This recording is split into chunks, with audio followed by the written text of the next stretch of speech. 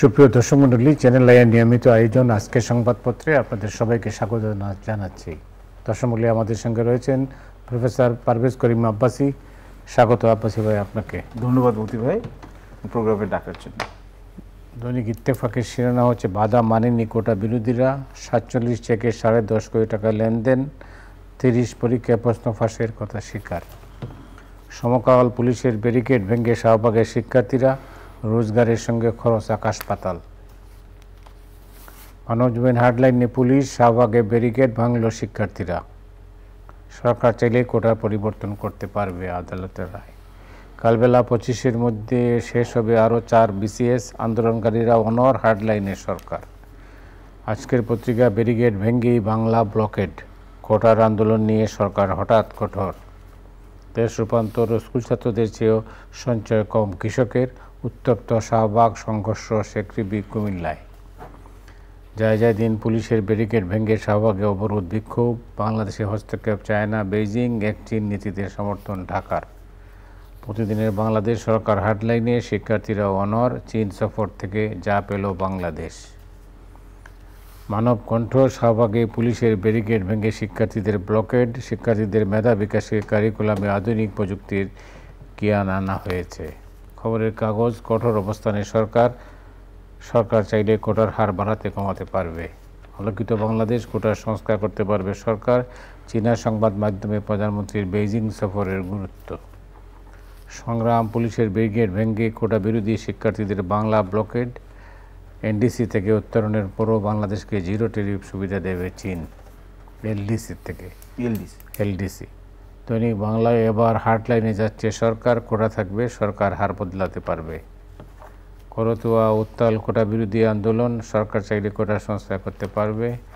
TBS Friday, Dhaka Beijing agree to increase local currency use in bilateral trade. Quota বিরোধী আন্দোলন চলছে, জি আমরা জানেন কয়েকদিন যাবৎ। এটা নতুন মাত্রা যোগ হয়েছে।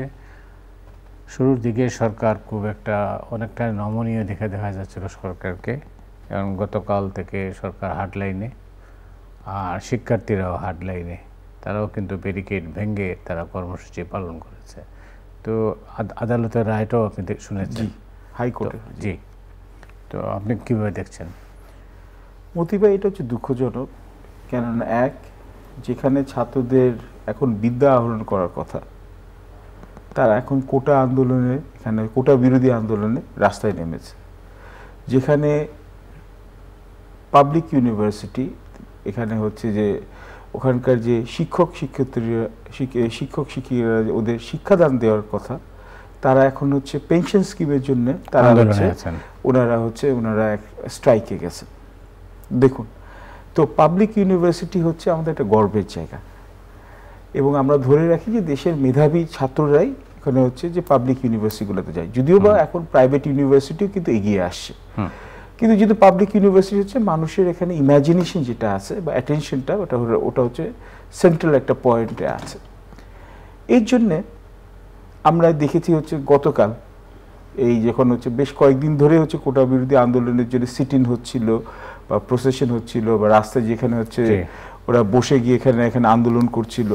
তো সমস্যা হচ্ছে একই হচ্ছে ঢাকার মতো একটা জনবহুল শহরে আপনি যদি 2-4টা চোক পয়েন্টে যদি আপনি আপনারা যদি সিটিং করেন, তাহলে কিন্তু পুরো ঢাকা শহরে এখানে হচ্ছে ট্রাফিকের জটলা যেটা লেগে থাকে সেটা 3 গুণ বেড়ে যায়। এটার ফলাফল গতকাল অনেকেই পেয়েছেন হাড়ে হাড়ে।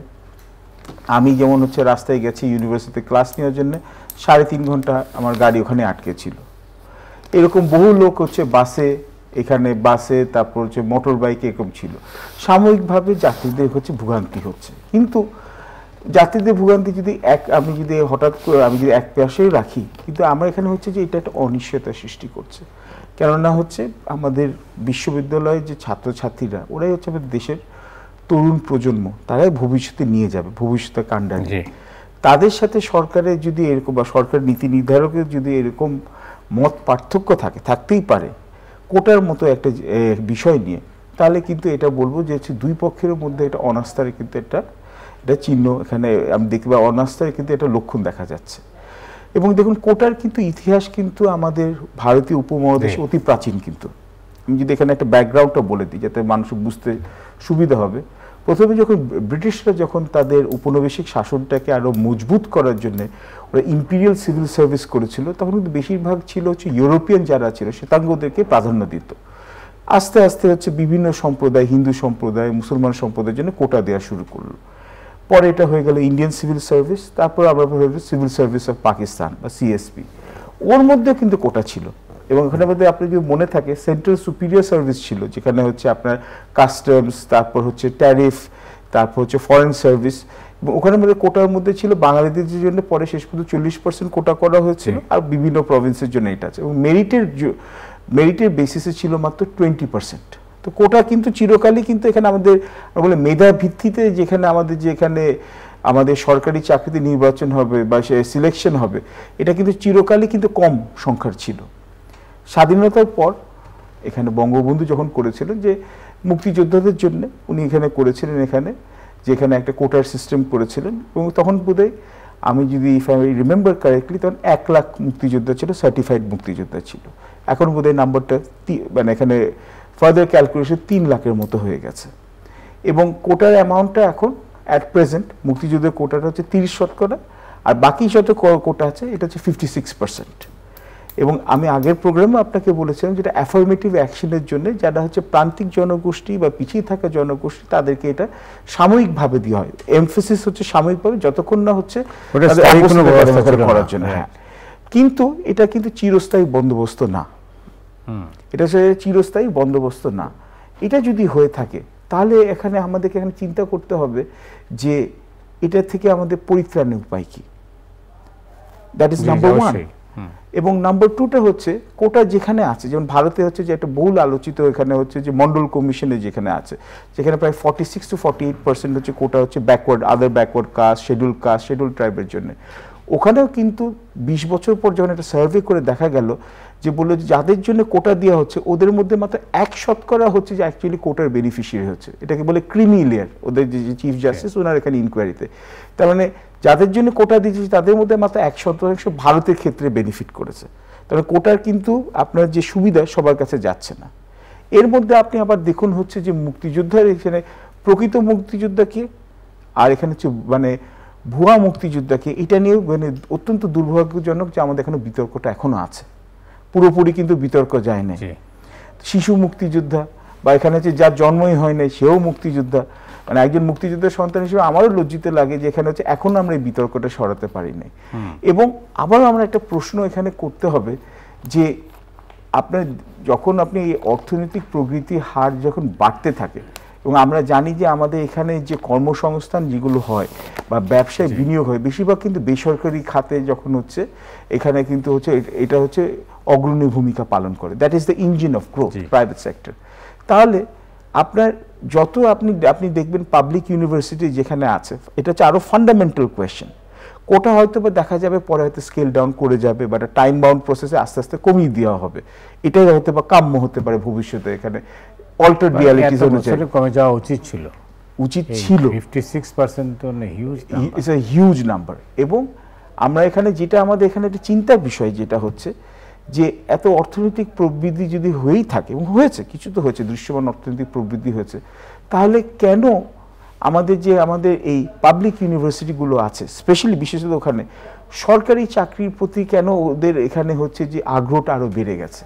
আপনি দেখুন, আপনি সায়েন্সে পড়ছেন, আপনি ইঞ্জিনিয়ার বলেন, ডাক্তার বলেন, আপনি বাংলা সাহিত্যে পড়ছেন, সবাই কিন্তু হচ্ছে সেই বিসিএস এখানে দেওয়ার জন্য আছে। এটাও কিন্তু একটা রং সিগন্যাল। তার মানে হচ্ছে এখানে আপনার যত আপনার অর্থনীতি বাড়বে তত কিন্তু বেসরকারি খাতের চাকরিতে দিকে আপনি যাবেন। তার মানে এখানে, এবং আমরা জানি যে সরকার এখন অনেক এখানে হচ্ছে যে কম্পেনসেশন বাড়িয়েছে, কিন্তু তাহলে কিসের জন্য ছাত্ররা আমরা তার মানে আমাদের পাবলিক ইউনিভার্সিটিগুলোতে তাহলে আমাদের ইনসেন্টিভ স্ট্রাকচারটা ঠিক মতো পড়ানো হচ্ছে না। এটা হচ্ছে এক। এবং দুই হচ্ছে আপনি যদি আবার অন্যদিকে চিন্তা করেন, আমি যদি বলি যে 21 শতাব্দীতে আমরা একটা জ্ঞান নির্ভর একটা হচ্ছে সমাজ বানাতে চাই, নলেজ বেসড সোসাইটি, তাহলে মেধার উপরেই তো নির্বাচন হওয়া উচিত। আপনি যদি মেধাভিত্তিক যদি নির্বাচন করতে চান, আপনি যদি মেধাভিত্তিক যদি মেরিটোক্রেটিক একটা এক্সামিনেশন সিস্টেম করতে চান, যাতে আপনি যেতে পারেন যে বেস্ট যারা আছে দেশের সবচেয়ে ভালো যারা আছে তাদেরকে আমি হচ্ছে সরকার এখানে হচ্ছে তাদের এখানে বিভিন্ন খাতে লাগাবে, সরকারি খাতে আমলা হিসাবে, এখানে সরকারি কর্মকর্তা হিসাবে, তাহলে এখানে নিঃসন্দেহে এখানে হচ্ছে তাহলে মেধার ভিত্তিতে লং রানে এটা হচ্ছে নির্বাচন করা উচিত। কোটা নিশ্চয়ই একদিনে বলছে না যে কোটা সরাতে পারে, কিন্তু হাইকোর্ট এটা বলছে যে এখন প্রথমে সরকার বলেছিল যে আমরা হাইকোর্টের জন্য আমরা অপেক্ষা করছি ডিসিশন দেওয়ার জন্য, এখন হাইকোর্ট বলে দিয়েছে যতটুকু আমি পড়ে বুঝেছি যে এটা সরকারের এখানে হচ্ছে প্রেরোগেটিভ, ওরা চাইলে কোটা বাড়াতেও পারে, চাইলে কোটা কমাতে পারে, so it has become a political decision. কিন্তু এখন যেটা এখন হচ্ছে what is the way out? Way out হচ্ছে ছাত্রদের সাথে ছাত্রদের কর্তৃপক্ষ সংঘাত কি অনিবার্য না? সংঘাতের দিকে যদি দুই পক্ষ চায় তাহলে তো এটা হচ্ছে দেশের জন্য তো ভালো নয়, এটা মঙ্গলময় নয় যে এটা সরকার হচ্ছে তার ছাত্রদের সাথে এখানে একটা সাংঘর্ষিক একটা অবস্থানে দাঁড়াবে। ছাত্রদেরকেও বুঝতে হবে যে এখানে হচ্ছে জনজীবনে একটা বাধা বিঘ্ন বা কষ্ট যেটা আছে এটারও একটা যৌক্তিক একটা লিমিট পর্যন্ত নিতে পারে, এক, কেন তাহলে হবে কি মানুষের সহানুভূতি হারিয়ে ফেলবে, এবং দুই হচ্ছে সরকারকেও বুঝতে হবে যে ছাত্রদের যে দাবিটা আছে সেটা এটা যথেষ্ট যৌক্তিক।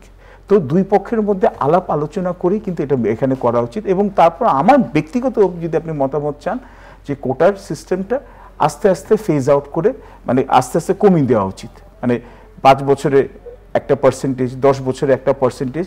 এবং এটাও দেখতে হবে যে আপনি যে কোটার সিস্টেমে যাদেরকে নিয়োগ করছেন তারা প্রকৃত কি ওইটার দাবিদার নাকি না, কেন আমরা তো এখন দেখছি যে নানান পদে, এবং এই যে আপনি যেটা বলছেন যেটার জন্য এত ওরা কোটার জন্য নামছে, এটার জন্য কয়েকদিন আগে দেখলাম যে কোন ড্রাইভার এখানে এই যে ওই পাবলিক সার্ভিস কমিশন এখানে ড্রাইভার, তার কাছে এখানে হচ্ছে পিএসসি এখান থেকে সে হচ্ছে যে মানে হচ্ছে আঙ্গুল ফুলে কলা গাছের মতো কয়েকশো কোটি টাকা তার কাছে পাওয়া গেছে, এবং সে নাকি নানান ধরনের হচ্ছে লিকের সাথে এখানে আছে। আজকে পেপারে আছে যে সিআইডির এখানে হচ্ছে অনুসন্ধানে বলা হচ্ছে তার পিছনে আরো অনেক ক্ষমতাশীল লোকরা আছে।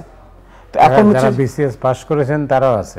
তো তাহলে এখন আছে, তাহলে আপনি দেখেন আমাদের মেধার ভিত্তিকে একদিকে নির্বাচন আমরা চাইছি যে মেধার ভিত্তিকে এখানে হচ্ছে পাবলিক এক্সামিনেশনে যাবে, আবার আরেক দিকে হচ্ছে ওই এক্সামিনেশন সিস্টেমটাই ফ্লড।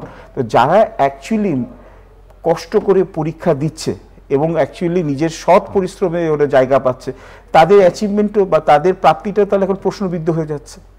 তাহলে আপনি তাহলে এখানে হচ্ছে যে এটা তো পুরোপুরি হচ্ছে সরকারের এখানে যে কৃতিত্ব যেগুলো আছে সেগুলো ম্লান হয়ে যাচ্ছে বা প্রশ্নবিদ্ধ হচ্ছে। এবং তার জন্যে আমাদের আবারও বলছি, প্রথমে হচ্ছে কোটা সিস্টেমটা কি এটা হচ্ছে বিশেষজ্ঞদের নিয়ে আসা হোক, এবং এটার উপরে একটা মতামত নিয়ে একটা ইন্ডিপেন্ডেন্ট একটা ইনকোয়ারি করে এটা বা ইন্ডিপেন্ডেন্ট এখানে অ্যানালাইসিস করে এটাকে এখানে করে একটা যৌক্তিকভাবে এটাকে একটা ফেজ আউট করুক। কেন এইভাবে চলতে পারে না, কেননা ছাত্ররা বিশ্ববিদ্যালয়ে গিয়ে ওরা পাঠদান নিবে না, শিক্ষক শিক্ষিকারা ওনারা পাঠদান করবেন না কেন পেনশনের জন্য, তাহলে কি দাঁড়াচ্ছে? অচল অবস্থা কতদিন হবে? এবং সরকারকে তো এখন হচ্ছে এখানে একটা স্টেজে তো ওদের সাথে কথা বলতে হবে। এখন গোটা শিক্ষা ব্যবস্থাই তো ভেঙে পড়েছে। এখন আপনাকে তাহলে এখানে ইনশিওর করতে হবে যে এখানে ফ্রম স্ক্র্যাচ অনেক কিছু জিনিস হয়তো চেঞ্জ করতে হবে, কেন? এবং এটার জন্য আবারও বলছি সব কিছুর পিছনে কিন্তু খুব বেসিক, অনেক বড় বড় কথা বললেও আমি কিন্তু সলিউশনগুলো খুব বেসিক। প্রথমে হচ্ছে সুশাসনের জন্য দরকার হচ্ছে transparency. So good governance rests on transparency. আর ট্রান্সপারেন্সি তখনই ক্রেডিবল হবে যখন জবাব দিয়ে দেবে, অ্যাকাউন্টেবিলিটি থাকবে।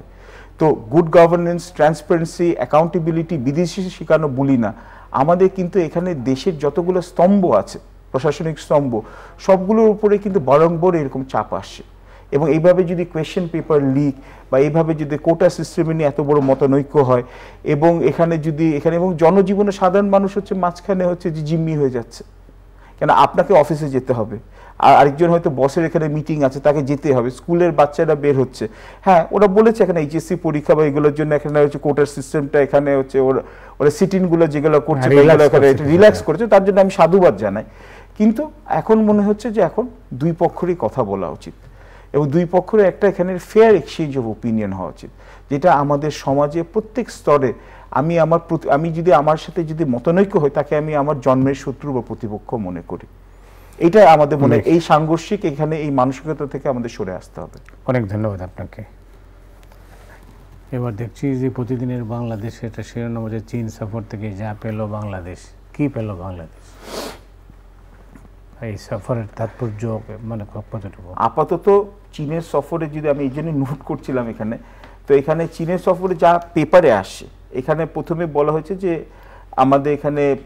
আমাদের কিছু সফরে এখানে হচ্ছে প্রেসিডেন্ট শি জিনপিং এর সাথে প্রধানমন্ত্রী সাক্ষাৎ করেছেন এবং ভারত সফরের প্রায় 1 মাসের কম সময় 2-3 সপ্তাহের মধ্যে উনি এখানে গেছেন।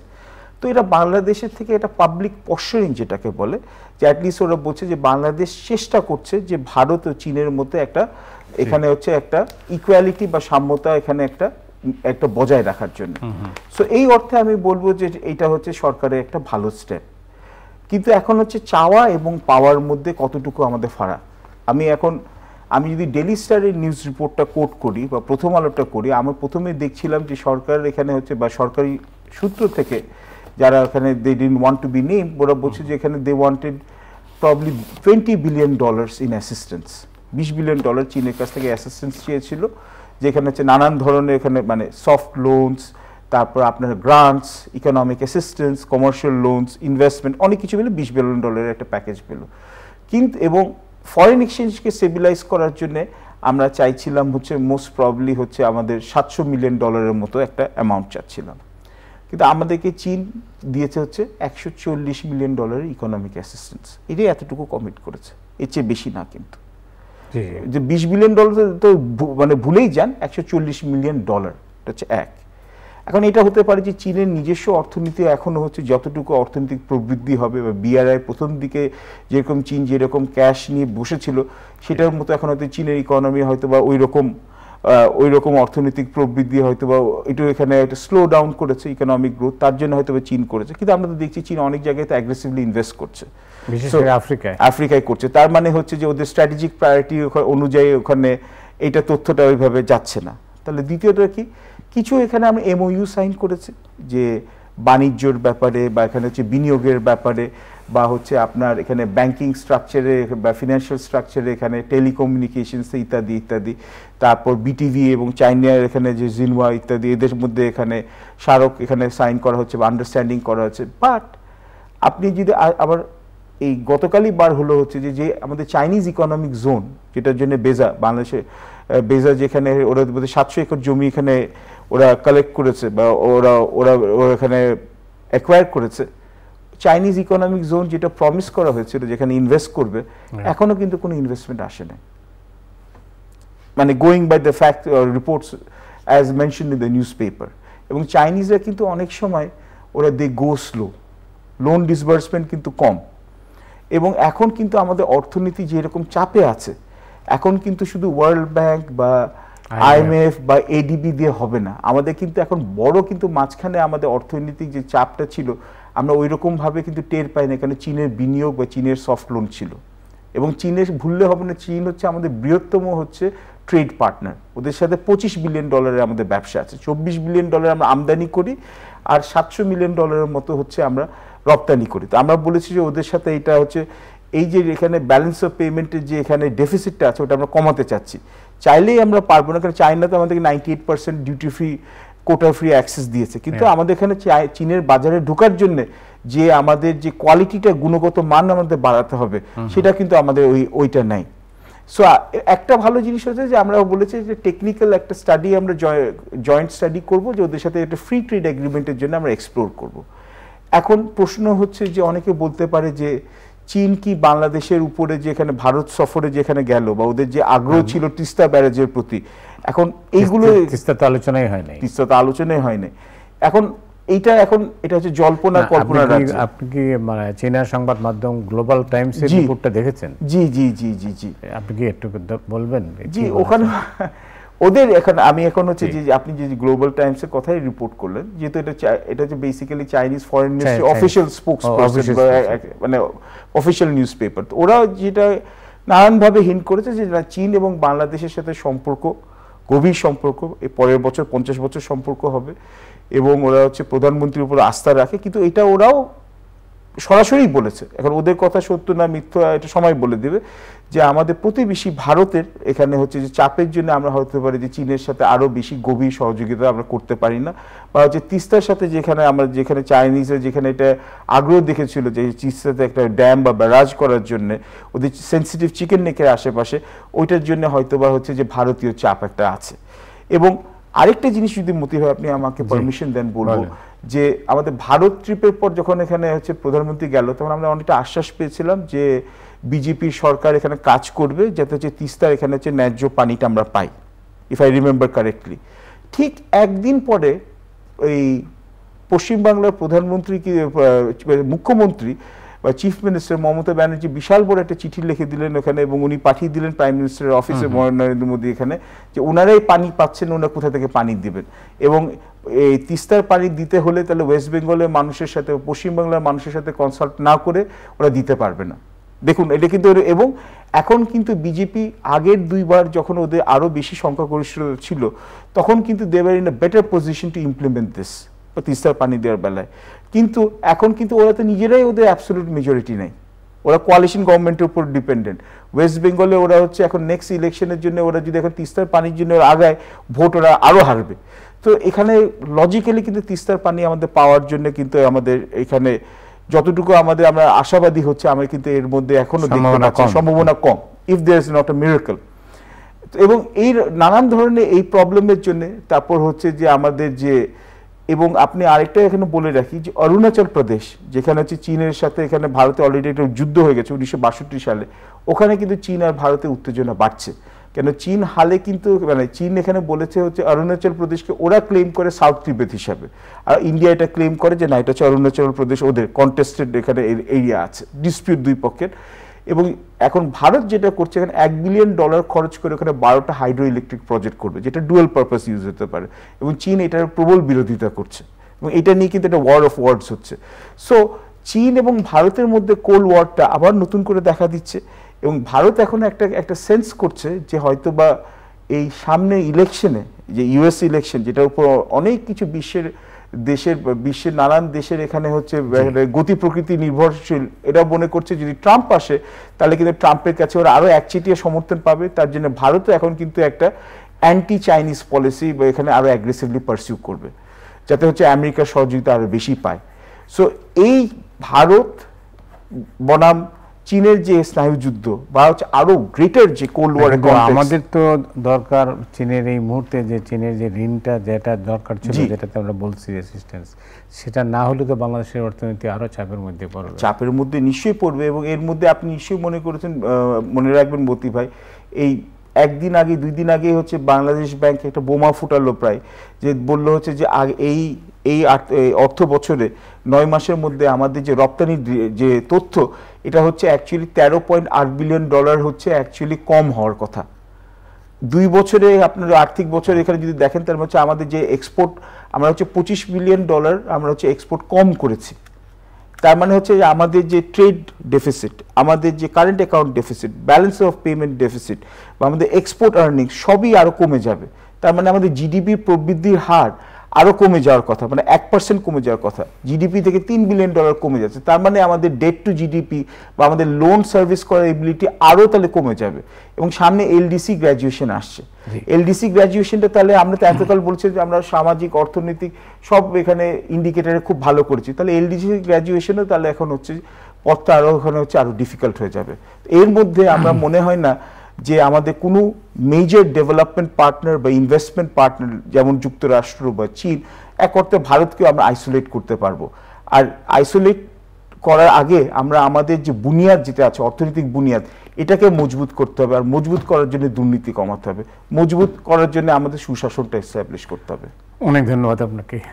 দর্শক মণ্ডলী, আজ রাতের মধ্যে এখান থেকে বিদায় নিচ্ছি, আগামীকাল আবার দেখা হবে। শুভরাত্রি।